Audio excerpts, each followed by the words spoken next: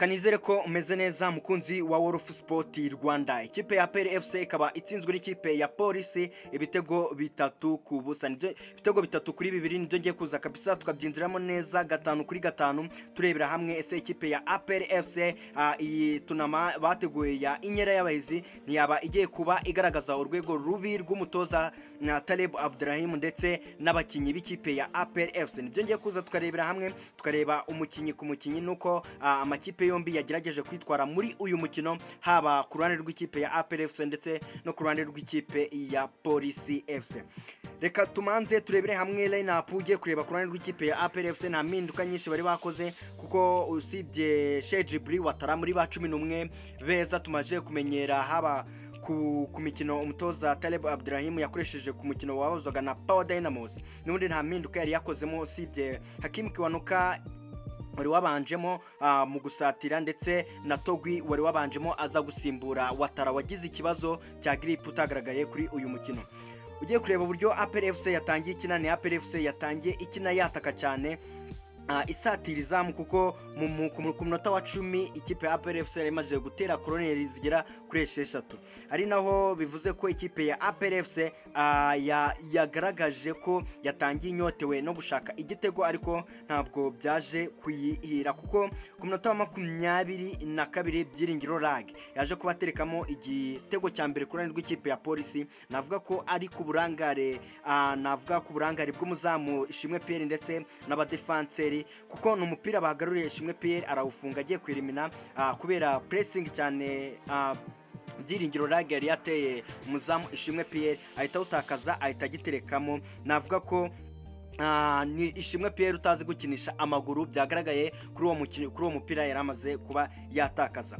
Bakomeje barakina ikipe ya APR FC igerageza kuba yareba niba yakwishura ariko ikintu kigaragaye cyo ikintu kijyanye n'ubwugarizi bw'ikipe ya APR FC cyane cyane ku ruhande rw'iburyo wabonaga ko Umborenga afite nawe wazamukaga cyane bigasaba Yunusu ko agaruka ku ruhande rw'iburyo kugira ngo ajye gufunga iyo zone y'uruhande rw'iburyo bitewe n'uko Umborenga afite nawe yabaga yazamutse cyane ugasanga Byiringiro Lag rwa ruhande yaruderanjije ku rwego rwo hejuru. Ikipe ya APR FC nayo yakomeje kugerageza ishaka uburyo yakwishyura mu gice cya mbere kuko yagiye ihusha uburyo bugiye butandukanye gusa ku munota wa 44 William Togwi ku makosa y'abadefenseri b'ikipe ya Police barimo nka ku makosa y'abadefenseri b'ikipe ya Police ndetse na Nzotanga waje gukora ikosa ashaka kugarura umupira muri defense ngo bahita bawushyira muri mediane. William Togwi yaje guhita abiba umugono agahita abiba uwo mupira agahita agenda agaterekamo neza cyane igitego cyiza cy'umusore w'umunya Cote d'Ivoire William Togwi. Igitego kiwe cya mbere navuga ko umukino ufunguye neza navuga ko yatangiye kugenda yigaragaza abakunzi ba APR FC wagiye utanagize match mbi ugiye kureba kuko yagerageje kukirea uburyo bwinshi bugiye butandukanye ariko ntibabona uburyo babubyazamo umusaruro.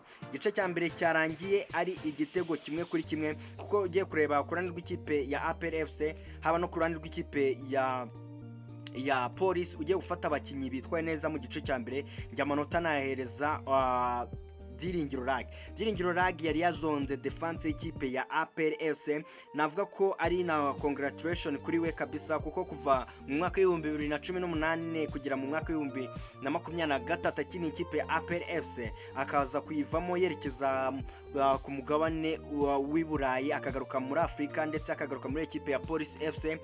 Navuga ko ari cyo gitego cya mbere atsinze ikipe ya APR FC ikipe yahozemo guhera mu mwaka wa 2023. Igice cya mbere rero cyarangiye ari igitego kimwe kuri kimwe. Tujya mu gice cya kabiri ugiye kureba ni ikipe ya Police FC yagerageje kwataka ndetse n'ikipe ya APR FC byagaragaje umukino uri ku rundi rwego rwo hejuru kuko ikipe ya Police FC yakomeje kugerageza igenda yubaka nubwo mugira neza Fraud Wari yaje guhura n'ikibazo cy'imvune akaza kuvamo agasimburwa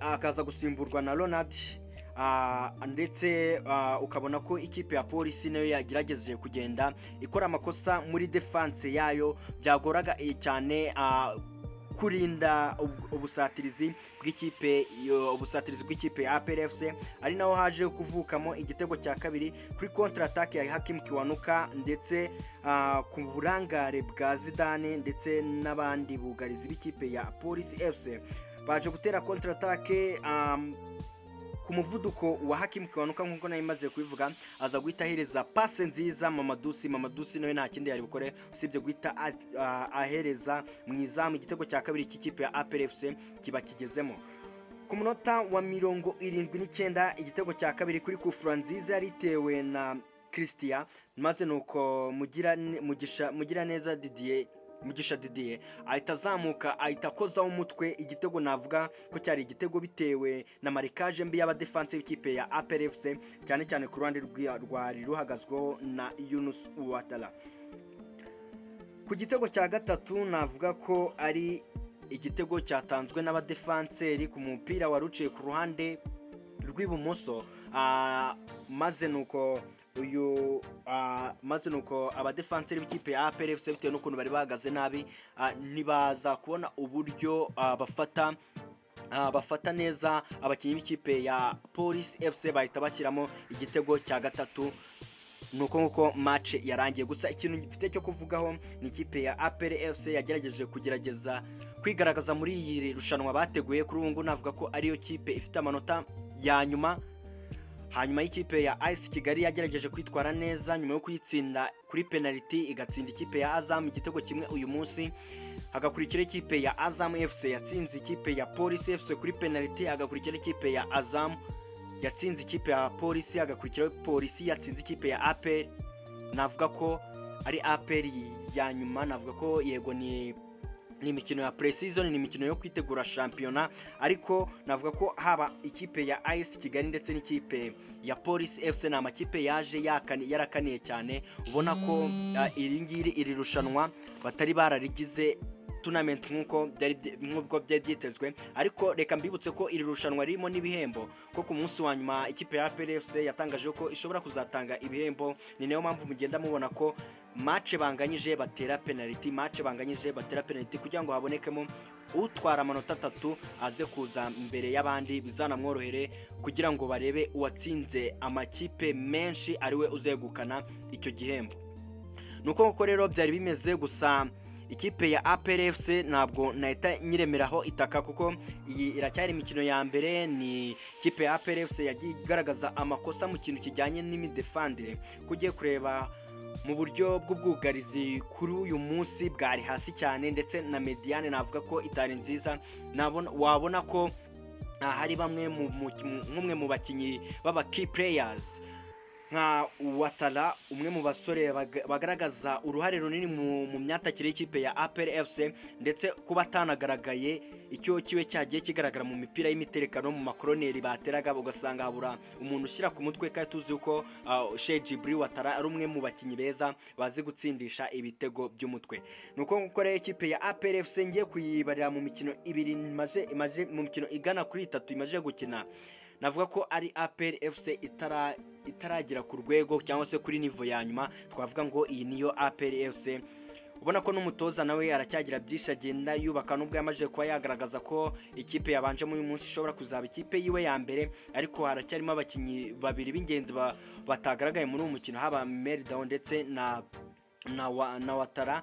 Navuga ko ari ikipe ya APR FC tugifite byinshi byo kwirebaho, kuko izitabira n'amarushanwa ya Sekafa Kagame Cup. Tubwo nibwo tuzakomeza kugenda tuyireberaho, tureba niba nuko ikomeje kugenda yitegura. Indi kipe nagarukaho ni ikipe ya AS Kigali. Mbere yuko nekeza ku ikipe ya Police, ni ikipe ya AS Kigali yagaragaje urwego ruri hejuru cyane muri aya marushanwa. Nimwe mu makipe atozwa n'umutoza w'umunyarwanda ugiye kureba mu marushanwa yose, ari mu makipe yose ari gukina iri rushanwa. Harimo umutoza wa Azam Ibenge, hakazamo umutoza wa APR FC Taleb Abdurrahim, hakazamo umutoza wa Police ndetse na Shabani utoza ikipe ya AS do Kigali. Ku mutoza nka Shabani navuga nti kude chapeau, kuko navuga ko ari nayo wa mbere muri rushanwa, kuko yatsinze amakipe abiri, haba ikipe ya Azam ndetse n'ikipe ya APR FC. Ubwo aho dushigaje kumureba ni ukuzareba we ahura n'ikipe ya Polisi ku munsi wo ku cyumweru ku isaha saa 10 hari muri stade Amahoro. Reka nerekeze gato kuri ikipe ya Polisi FC. Ni ikipe ya Polisi navuga ko yaje ikunda kuza yakaniye cyane cyane ku mikino baba bagiye guhuramo n'ikipe ya APR FC. Murabyibuka muri pre-season nta kwezi guciyemo bakinye n'ikipe ya APR FC ubwo bayitsindaga ibitego 2-1.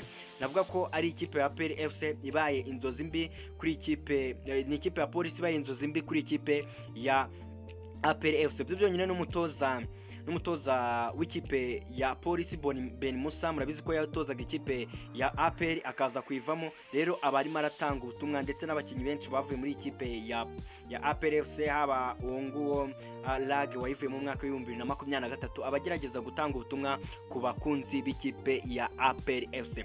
Ngayo nguko rero ngibyo iby'inkera y'abahizi. Reka tuzasubire ku munsi wo ku cyumweru kabisa turebera imikino nibwo izabikomeza. Ikipe ya APR FC imanuka mu kibuga n'ikipe ya Azam FC. Azam FC ifite abakinyi batandatu bari muri equipe nationale. Azam FC navuga nayo ititeguye cyane, kugiye kureba n'umuzamu babanjemo n'umuzamu wa kabiri muri iyi kipe. Mu gihe ikipe ya AS Kigali yo izayimanuka mu kibuga n'ikipe ya Polisi, zizaba ari match zikomeye ku mande zombi. Navuga ko ikipe ya Polisi yo izabiri kurwana no kuba yatsinda ikipe ya AS Kigali ikaba yakwiyongera amahirwe yo kuba yakwegukana irushanwa. Cyo navuga ko ku ruhande rw'ikipe ya Polisi ya APR yo amahirwe yarangiye, match ebyiri razitsinzwe, ubwo amahirwe yo kwegukana irushanwa ntabwo bikunda, ahubwo no kugerageza kuzareba niba yashimisha abafana b'ikipe ya APR FC ku munsi wo ku cyumweru. Ngayo nguko rero nuko nguko bimeze mu nkera y'abahizi. Reka nshimire wewe wese wabanye nanjye, reka tuzasubira ubutaha. Nge nitwa Epo Fabrice, komeza urebe neza niba warakoze subscribe, tuzasubira ubutaha. Ciao ciao.